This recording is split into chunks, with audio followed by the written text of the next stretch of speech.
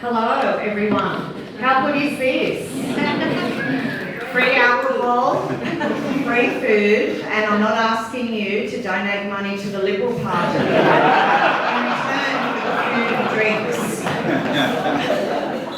Well, I think launching a new business is a little like giving your first speech in Parliament.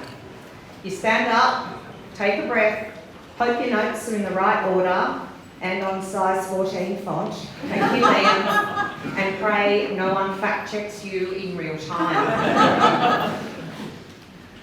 When I delivered my first speech in the House of Representatives, I opened with Plato's reminder that the beginning is the most important part of the work. And at that time, I was speaking directly to the Speaker of the House, and I'm privileged that the Speaker and my very good friend is here tonight to support me. And it was similarly the Speaker's first day officially, or second day officially in the role. So I've always felt that very special connection that we were both starting a very different journey together. And tonight, I suppose, is the beginning of a new part of my life, a new part of the chapter of the book.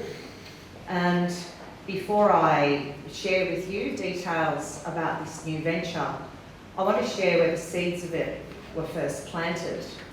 And a lot of you, it's so wonderful to have you in the room when I look around and see so many people from so many different parts of my life, some who I've known for only a couple of years, and others who have been with me since I was four and 5 years old. So, and I just make reference as well to a very dear friend of mine, Alex, who for certain reasons wasn't able to be here tonight, but she and I went right through school together from kindergarten to year 12 to uni, and then also we worked together for a while at her council. So that's a very special relationship, both personal and professional. But I suppose with anything, you start to look, particularly as you start to become not older but wiser and more experienced, back to your childhood, back to where your roots were really formed. And I had a little bit of a different relationship with my father to many children that were growing up in the 70s.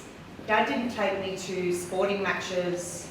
I don't think we went to the movies very often. I don't recall throwing a ball, kicking a ball. Mum did that. But he took me around when I was about 2.5 or 3 years old to property, to development sites, to real estate agents. And I just acknowledge all of the fabulous real estate agents that are here in the room tonight. In no wishing to buy or sell, there are people here that can help you. And so from about the age of 3, I was on construction sites, greenfield estates, wandering around half-finished homes, peeking through timber frames, inspecting muddy plots that would one day become communities. And on weekends as well, we didn't go window shopping, we didn't browse through Miranda Fair. We looked at real estate agent windows. And what many might say is very unusual parenting, this embedded in me a deep interest in and a lifelong love of property. It meant that long before I learned to read, I could recognise a good floor plan and calculate FSR, and then work out whether or not, with just a little bit of negotiation with that council on affordable housing, could we get another story or two? But it also meant with property that you grow up understanding how people live, how we need people to live, how cities grow, and how housing shapes opportunity. That upbringing steered me towards a career in planning, property and environmental law, a career built on the practical, lived reality of how Australia builds, houses and supports our people. It pushed me to seek a position on the Urban Development Institute of Australia in my early 30s, where I worked alongside industry leaders who also shared a commitment to tackling housing challenges head on. And as the only female on the board of the New South Wales UDIA in the early 2000s, It was a very interesting journey, and you had to learn very early on to be able to stay up all night and drink red wine with guys from Murdoch, Australand and the like, and thankfully I had been also very well tutored in that from my father. But it sparked many of the ideas that I later brought into local government and eventually into the federal parliament, particularly around how we address Australia's housing shortage with a mixture of ambition, good policy and real-world pragmatism. And there is another lifelong commitment I want to speak about tonight, one that sits above politics, above profession and above any business interest. I have been and remain absolutely committed to the elimination of violence against women and children. Almost every Australian has been touched by this in some capacity, whether personally or whether they know somebody, they have an employee who needs some domestic and family violence leave, the next door neighbour, whatever it may be. And this is a scourge. I note the other federal parliamentarians that have graciously turned up tonight, and when I was in Parliament, when there was a Molly Ticehurst incident, I could see that all of us, Labor, Liberal, crossbenchers, the independents, we would all stand there and it was with despair and say, we must do something about this. And we were there as federal lawmakers and couldn't quite work out what it was. And there are so many fabulous community groups that are out there working so hard. I have spoken to the Federal Attorney General, who is an apology tonight, Michelle Rowland, and I said to her, we need to, I think, bring together all of these groups that are doing such a great job underneath an umbrella. It needs federal funding, and we need to stop saying, why doesn't she leave? We need to start saying, why does he do it? And more importantly, how do we actually help him to stop doing it? Because men are not inherently bad, and there has got to be some very pressing reason why a man who professes to love his girlfriend, his wife, his children, is behaving this way. And until we start to look at not just supporting the victims, which is very important, but also at looking at why is he doing it? In 98.2% of cases, it is a male. And what do we do now to stop it?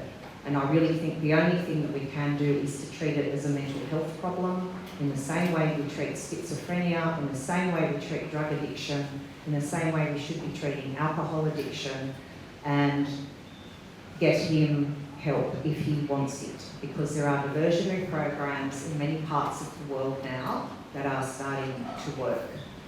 And I have spoken before, particularly as the mother of boys, about how important I always felt as their main female role model, that I had to teach them how to respect women, how to treat future girlfriends, friends, and the like. And at the same time as we are teaching our boys that important lesson, we also need to be teaching our girls the behaviour that they will and will not tolerate. And I think if we can bring all of that together from when they're very little and then take it forward, we will do a lot to make Australia a much better place.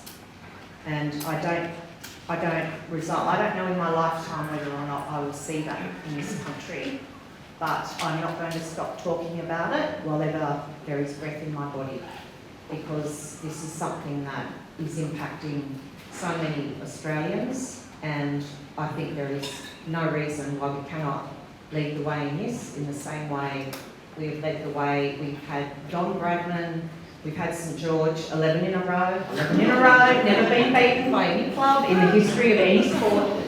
And, we've had such fantastic results on our sporting fields, in our research, our scientists, in the arts. Why can't we also lead the world on this? And I believe that we can. We can do it if we all work together.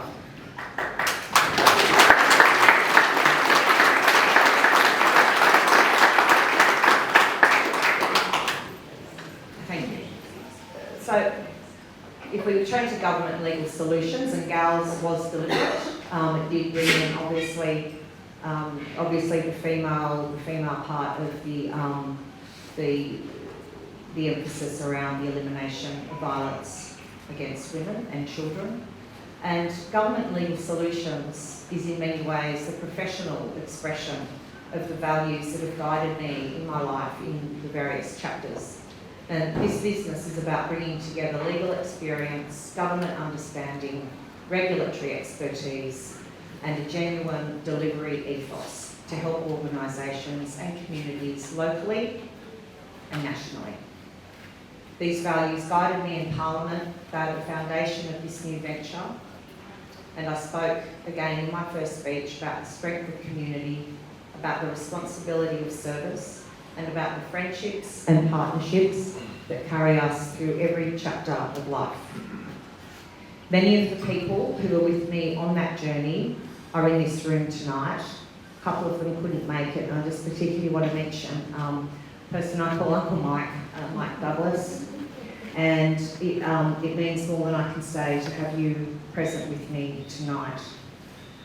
And this is not a political event, but having regard to the number of current former federal MPs here tonight, one could be forgiven for thinking this isn't a business launch at all, but the birth of a brand new political party. Now, my constitutional law isn't great, but we do have the Speaker here, so I think that we can pretty well do anything. And with no senators, we can definitely start to get legislation. So I thought maybe adopting the Paul Roos mentality when he started coaching the Swans, he had the no dickheads policy, sorry Mum. So I'm thinking maybe the NDA policy, the no dickheads Australia policy. Anyone that wants to join me, maybe we can have a little fundraiser for that. But look, behind the jokes, the principle behind this business venture matters. It's basically, I've said to my boys for years and years, everyone gives you advice. If you go into politics, you'll get more free advice than you ever thought was possible. But surround yourself with people of integrity, people who work hard, and people who treat others well. Be kind. That's pretty well all that matters. And that's the culture I've always believed in, and that's the culture that'll be at the heart of GALS, of Government and Legal Solutions. This business is not going to be about grandstanding, it isn't about slogans, it's going to be about helping organisations and people, individuals that need to navigate government, navigate regulatory complexity, and navigate the landscape with calm, clarity and competence. And whether it's in policy development, governance, compliance, representation or strategic advice, the approach that my team and I are going to take is the same. Evidence-driven, solutions-focused and grounded in real-world experience. So tonight is also a chance to acknowledge the people who shaped the path here for me. I can't mention everybody. You get in trouble if you mention certain people and then others aren't mentioned. But just generally, my family who've tolerated the schedule of me for many years as a lawyer, my husband and children, my parents who didn't see very much of me over the last few years. It's probably not necessarily a bad thing at various times. My school friends, Carol and Trish and Jen, who are here, Mick, who I grew up with in the same street, wifey, I don't know if she's here yet. Liam said, do I call her wifey or Juanetta on the name tag? And I said, oh, she pretty well answers to both.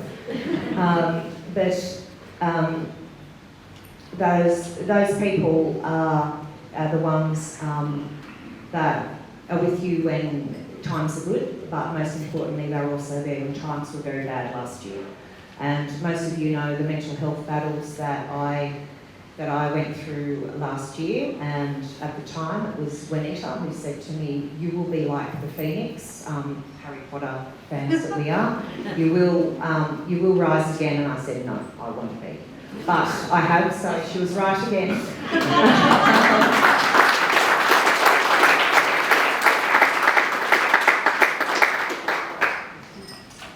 And the losing your job, a job you love, and effectively being sacked overnight is a lot of people. I mean, politicians, for whatever reason now, are not very well regarded in the community, unfortunately, because most that I have ever met are there genuinely for the right reasons. We might disagree on some policy and some philosophical issues, but generally everybody that I met in Canberra, those that I've met now in the state parliament, I believe are genuinely there because they believe that they can contribute and make their local community and their state or their country better. And when an MP loses their job, it's not only them, but it's also their staff.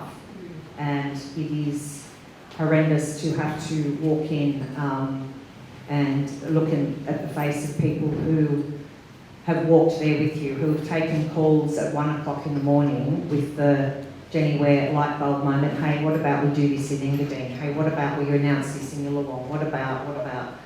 And so I am very honoured that a group of them that worked for me previously have come back to me.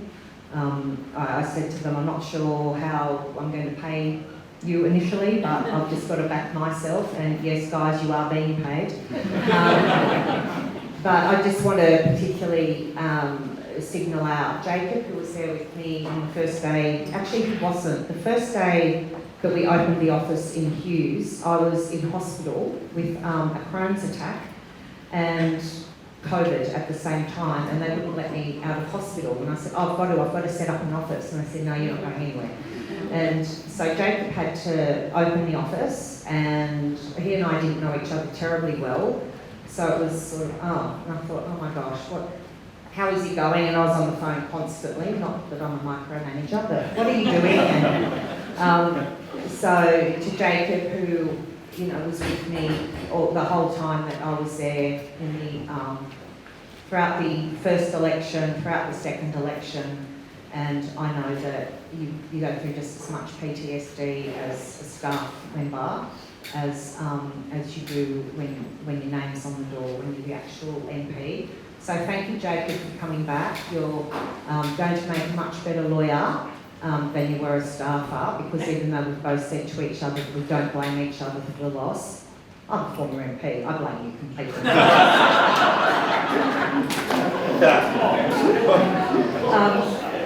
But also to Liam, who's come on board, and when he said to me, "Oh, what exactly will I be doing?" And I said, "Right, well, you're pretty well, your job is going to be to organise me. You need to speak to Jacob and find out that you'll find out that I lose everything, my keys, my wallet." Thankfully, I don't need a wallet anymore. Phone, chargers, I never had a charger. I'll be running out the door saying, "Oh, what time is it? Where am I going? Your job is pretty well to manage me." And last Friday, when I had a flat tyre, he was the first person that I called, to the great relief of my husband and my children. I'm like, "Oh no, I'll ring Jacob. I'll ring Liam. I now have somebody that can do this for me." And so yes, thank you to Liam, who's my office manager, and he's agile, thankfully, and it's just okay. Yes, she's like that, but I'll deal with that. And also to Noah, who's going to run my social media if I ever manage to send him through all the videos and photos I've taken. But it's really great that the people that went through that journey with me have decided to come back. So I thank you guys. But thank you to everybody else for being here. If I haven't mentioned you in person, it's not because I don't adore you, it's just running out of time, and somebody is giving me a little signal. Nicholas is saying, Mum, wind it up. I told you 3 minutes only. But I just want to overall thank you for being here, for the support, the encouragement, the willingness to be part of the next beginning, the next chapter. I'm excited for what we will build, for what we will navigate, what we'll solve, and what we'll solve together. So everybody, raise your glasses. Remember, it's on me. And here's to be, thank you. Here's to the start of government and legal solutions, not the launch of the nuclear.